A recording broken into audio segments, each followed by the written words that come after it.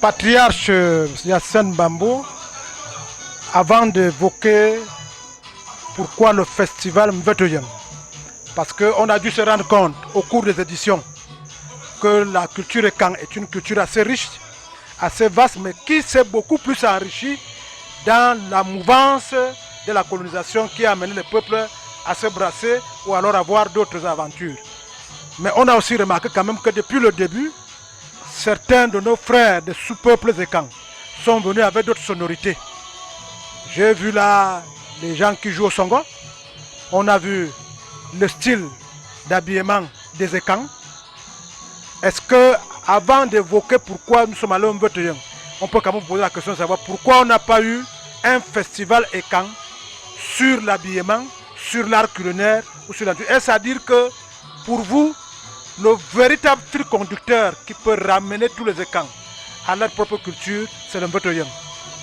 Je voudrais dire, nous avons choisi le terme Mvetoyen pour réagir à la reconnaissance en cours, le processus de reconnaissance de cet instrument né chez les Ekans par une organisation internationale, une organisation spécialisée des Nations Unies, à savoir l'Organisation des Nations Unies pour l'éducation, la science et la culture, l'UNESCO.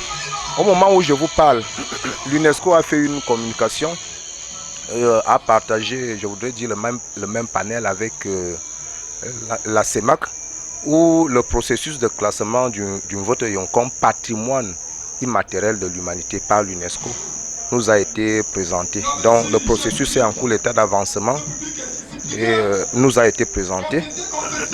Ça voudrait dire, lorsque le Mvetoyen est reconnu mondialement, le Mvetoyen, qui est, je voudrais dire, d'origine Ekan, devient donc cet instrument à travers lequel tous les Ekans se reconnaissent d'un.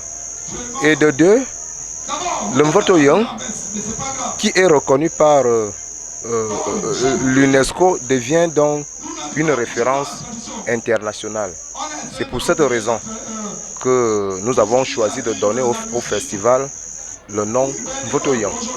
Mais je voudrais revenir sur le contenu des activités pour vous confirmer effectivement que nous avons des activités riches et diversifiées.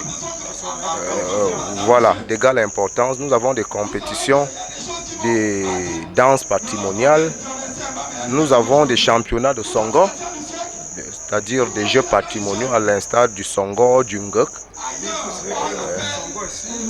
C'est l'équivalent du jeu de l'échec.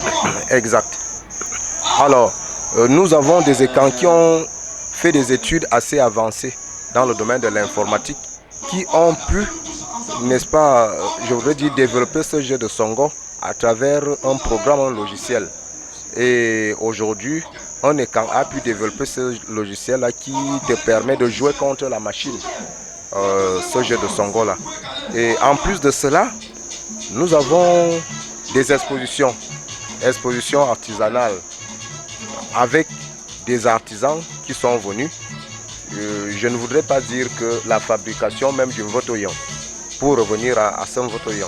Chez les Ekans, lorsqu'on dit Mvot tout court, ça devient la guitare, une guitare moderne.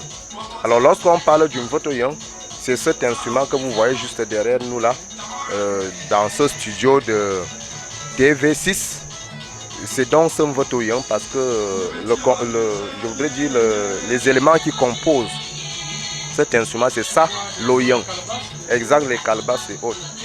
Voilà, c'est tout ça qui constitue donc l'oyen. Et dans le cadre de ce festival, nous avons des communications scientifiques sous forme de conférences, ateliers, sous forme de tables rondes sur des sujets. Dans le cadre de cette deuxième édition, nous avons deux grandes thématiques. Une thématique moderne qui tourne autour de la contribution des peuples Ekans au développement économique, social et culturel de l'Afrique centrale. Mais également des thématiques issues du thème général, c'est-à-dire des thématiques traditionnelles portant sur les enseignements sur l'histoire des Ekans et les différents instruments que les Ekans utilisent. Et ces conférences-là tournent autour du thème général Ekan un peuple, une culture, une tradition. Ceux qui assisteront à la cérémonie de clôture auront la chance de découvrir en profondeur cette leçon de clôture qui sera dite par un patriarche Kang, chef traditionnel, ministre d'État, ministre de l'enseignement supérieur, le professeur Jacques Ndongo, qui va donc donner cette leçon. Exactement. Exactement.